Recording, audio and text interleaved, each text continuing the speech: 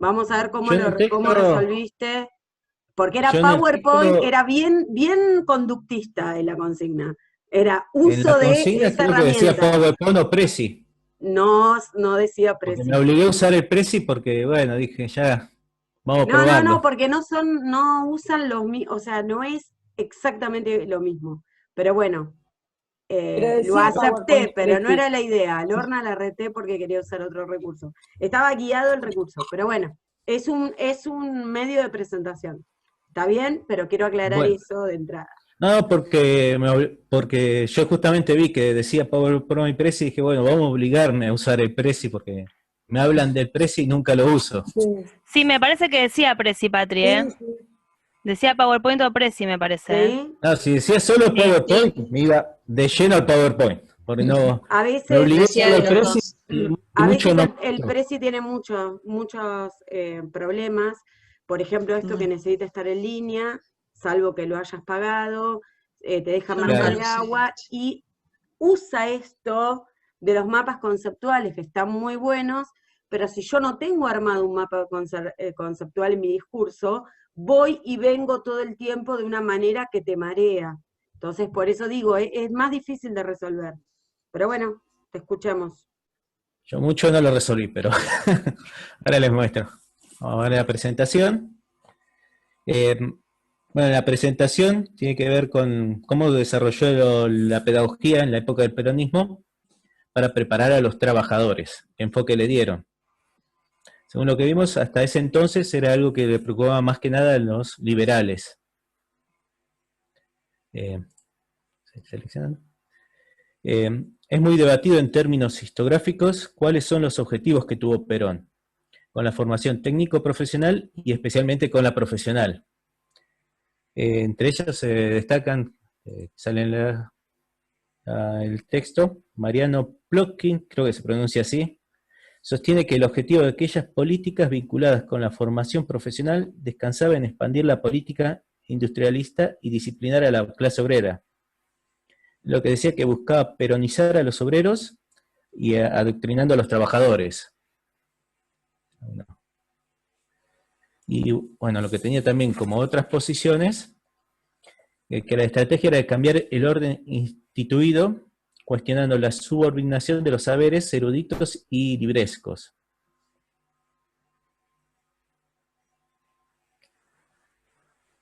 Bueno, lo que yo sigo es el tema de que se plantea el problema. En 1947 se plantea la necesidad de realizar una reforma. Jorge Arizanga, subsecretario de Educación del Ministerio de Justicia e Instrucción Pública, plantea que el 86% de los alumnos que en 1937 habían ingresado a primer grado no terminaron la primaria. Se planteó que la educación es un carácter teórico y verbalista, siendo esta desconectada de la realidad y sin sentido moral. También plantearon que se debía habilitar nuevos horizontes, creando inquietudes y estimulando disposiciones para que cada alumno tenga oportunidad. Eso se busca una mayor participación social a través del trabajo y un currículum nacionalizado centrado en el idioma y la historia. Ese mismo año se convierte la Secretaría de Educación del Ministerio de Justicia e Instrucción Pública en el Ministerio de Educación. Bueno, lo que siguen son los objetivos. Va a realizar a través de dos instancias, preparación y la configuración. La preparación se va a buscar el aprendizaje del alfabeto, las ciencias y las aplicaciones técnicas. Y la configuración busca el dominio de las normas y superación moral. Los maestros tienen que cultivar el potencial psicofísico de los alumnos. Se valoraba la educación práctica y capacitación para el trabajo considerándolo cultura. Pues en lo que es la primaria, se introdujo primero agregando un preaprendizaje con cultura general para los últimos 2 grados de primaria. Se agregaron cursos para las niñas, por ejemplo, de economía doméstica, cursos para los niños, carpintería, imprenta, electrónica, entre otros, y también había cursos mixtos, como cultivos regionales, cría de animales e industria de granja. Bueno, esos son los que se agregaron en la primaria. En nivel medio se crearon bachilleres especializados, se agregó un año más a la formación docente, se unificaron con las escuelas comerciales, no otras, pero se unificó los bachilleres, y se crearon niveles en las escuelas técnicas. Cada nivel tenía un título habilitante. Por ejemplo, el primer año tenía título habilitante de capacitación, segundo año de perfeccionamiento y tercer año de especialización. Pues yo sigo más con el tema de las escuelas técnicas. Las escuelas técnicas estaban compuestas por escuelas de artes y oficio y escuelas técnicas de oficio se unificaron como escuelas industriales. Todos a cargo de la Dirección General de Enseñanza Técnica, o con las siglas DGET. Desde 1948, todas las escuelas industriales que se cumplían con el ciclo se recibían como técnico industrial de la especialización que tenga esa escuela. Esa era la forma con las escuelas técnicas. Después también se crearon misiones monotécnicas en 1947. Se buscaba brindar a la población del interior conocimientos prácticos, técnicos y conocimiento en general. Estas en principio no otorgaban certificación de primario, pero luego se les habilitó para el ingreso a la escuela industrial. Se buscaba impactar en el interior para que la población rural no emigrara a los centros urbanos. Como requerimiento, pues en las escuelas monotécnicas se pedía que tener cuarto grado aprobado y al menos 14 años de edad cumplidos. Pues viene la CENAO, la Comisión Nacional de Aprendizaje y Orientación Profesional, fue creada en 1910 buscando dirigir y regular el trabajo y aprendizaje de los menores de 14 a 18 años. Perdón, Ariel, ¿dijiste 1910? 1944 creo. O lo tengo mal anotado. Sí, no, porque estamos 1910 hablando del dije, no. peronismo. Sí, dijiste 1910. Claro, Yo entendí 1910. Bueno, pero ¿no? buscaban, yo lo busco el dato. Buscaban Sí, redirigir a las reglas. 1944. 44. Buscaban dirigir y regular el trabajo y aprendizaje de los menores de 14 a 18 años. Los dividían en 3 grupos. Los aprendices que trabajaban y estudiaban en los cursos, los menores y ayudantes de obreros que trabajaban y no cursaban, y los menores instruidos que ya estaban preparados. Lo componían en 3 ciclos. El primer ciclo lo llamaban escuela de fábrica, su mayoría estatales, duraban 3 años y salían con título de experto en la modalidad que se cursaba. El segundo ciclo se tenía que tener condición de obrero, ser obrero o hijo de obrero, y se tenía título de técnico de fábrica en la modalidad cursada. Y el tercer ciclo ya vendría a ser la Universidad Obrera Nacional, lo desarrolla en otro globo, que inició en 1953, que luego pasó a ser en la Universidad Tecnológica Nacional 1959 a manos de Frondizi.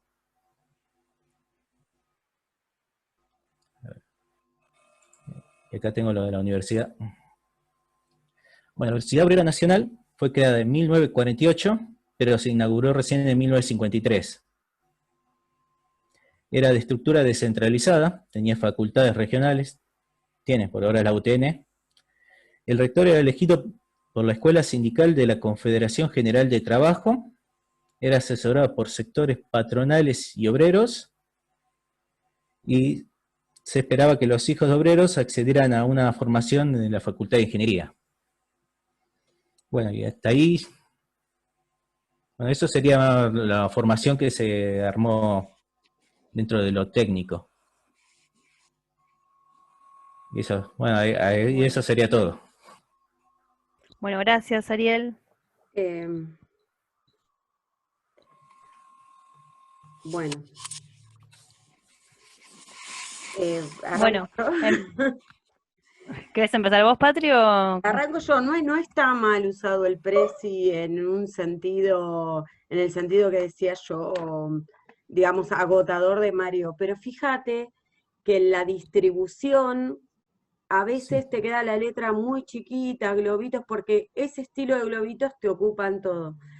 A mí me Bueno, eso es lo que faltó, me yo, pasó todo el tiempo, que no me podía ordenar bien con los espacios. por Y después eso, terminaba resumiendo más. el recurso mal usado te genera eso. Hay que tratar de ver para qué puede servir. Te hago una pregunta. Eh, ¿Para qué uno hace una apoyatura en un presentador, digamos, de diapositivas? ¿Cuál es la intención? Eh, una guía visual ¿Para quién? de lo que se está hablando para el que la ve, ¿Y para quién para más? como es el alumno. No, ponele que es una presentación entre pares, para el que escucha y para quién más es una ayuda. Vos usaste muchas veces presentaciones en matemática también. ¿Para quién más es la ayuda? Para el que escucha y para el que presenta también. Para el que presenta. Entonces, para el que presenta, le tiene que servir de machete de lo que va a decir.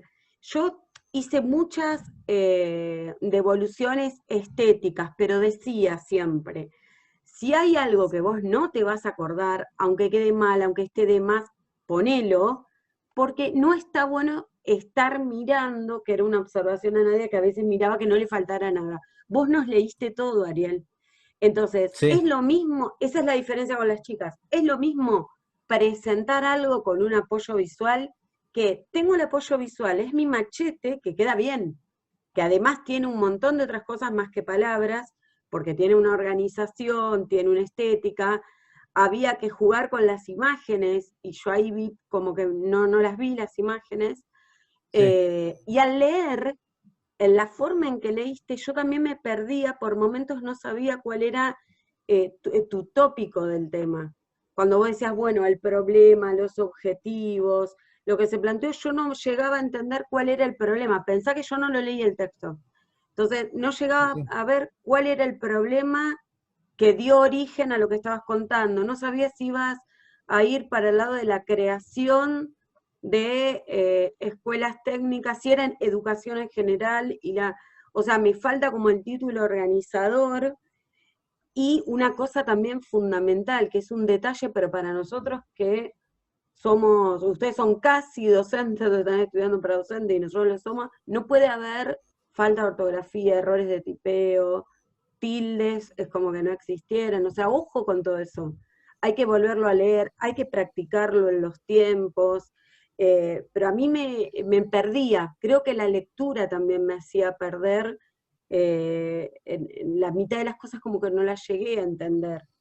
Y me queda la duda de cuánto de lo que leíste entendiste vos y cuánto internalizaste. Si yo te pidiera que me lo cuentes. Por ejemplo, la descentralización de la UTN, ¿qué significa? Así cosas que yo puedo preguntar los conceptos, ¿no? Pero digo, hay Sí. conceptos que no sé, no me quedan claros si se terminaron de entender o no. Y ahora Lucía, como experta en el área, va a hacer la devolución, pero ¿se entiende la impresión? Yo de Sí, acá me sí. tenía que llevar información que no sabía, o refrescar información porque no lo tengo en claro, piensen que yo no soy especialista en el área. Entonces, yo de acá tenía que aprender ciertas cosas, y es como que la comunicación ahí se ve interrumpida. Si no, no tiene sentido el recurso, ¿se entiende? Está bien. Lu. Bueno, ¿te hago mi devolución? Sí, Bueno, lo que a mí me pareció, un poco yo creo que entiendo por qué Patri dice que se perdía ella al no conocer el tema, digamos, porque me parece por cómo están organizados los contenidos o los títulos que usás, hacen que tal vez no vayamos en algunos momentos al foco de lo que vos querés decir, ¿sí? O sea, más allá de lo de la lectura también, que capaz que, primero que al escuchar una lectura es como que se hace muy monótono, ¿viste? Como cuando nosotros lo vamos hablando, lo vamos explicando, vamos usando diferentes, como cierta, vamos cambiando la cadencia de la voz. Al leerlo, se hace como, se parece más monótono, entonces es como que también, yo creo que también eso nos puede un poco perder, la monotonía. Bueno, eso igual lo van a trabajar en recursos de la voz seguramente, ¿no? Pero es la impresión que me da a mí, es lo que yo les comparto, porque es la impresión que me da a mí, que puede eso influir en perdernos en lo que se está diciendo.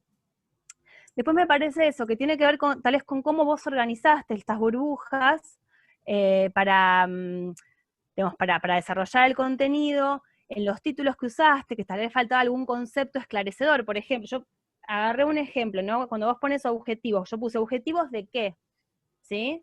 Si vos no decís objetivos, mismo cuando lo lees, iba a decir, porque cuando lo explicás, si no decís objetivos de qué, vos decís objetivos. Los objetivos son tales, objetivos de qué, por ejemplo, ¿no? El problema en relación a qué, ¿sí? Yo marqué marqué exactamente lo mismo, en objetivo, en el problema. Hay otro lugar que también que puse como que no estaba entendiendo de qué era. Exactamente eso. Está bien. Después, cuando yo no me acuerdo ya en qué burbuja era. Pero antes de entrar a cada burbuja en particular, otra cosa más. Digamos, en los contenidos tenemos que pensar cuando los vamos a exponer como cierto orden, si se quiere, de importancia para desarrollar. Entonces, eso tiene que estar reflejado en la presentación, porque en realidad así eso también nos queda a los que escuchamos eso. Bueno, esto es lo que se va a desarrollar, y después tenemos estos subtemas, y vamos desplegando en todo caso en subtemas para poder explicar eso, ¿sí? Acá, al estar todo así, no sabés qué tema involucra qué, porque, por ejemplo, cuando vos hablas no sé, por ejemplo, de la Dirección General de Educación Técnica, que yo sé qué escuelas agrupas, acá pareciera que fuera como todo separado, ¿sí? Porque están como separadas. Capaz hubiera sido mejor armar una sola burbuja con, bueno, cuáles son las escuelas que están dentro de la Dirección General de Educación Técnica, y de ahí poner, bueno, son estas, como subburbujas o subcuadritos o lo que sea, digamos, el recurso que uses, ¿se entiende? Porque si quedan en paralelo, parece que fueran cosas aparte, y en realidad están en relación, o sea, digamos, todo esto pertenece a este circuito de la educación técnica. Y hay otro circuito de la educación técnica que es la Comisión Nacional de Aprendizaje y Orientación Profesional. Entonces, por ejemplo, el de la UON, que te quedó aparte, yo lo pondría dentro de la comisión, porque la UON está dentro de la comisión. Perdón. Perdón, se corta ya. ¿Volvemos a entrar? Vale. Sí.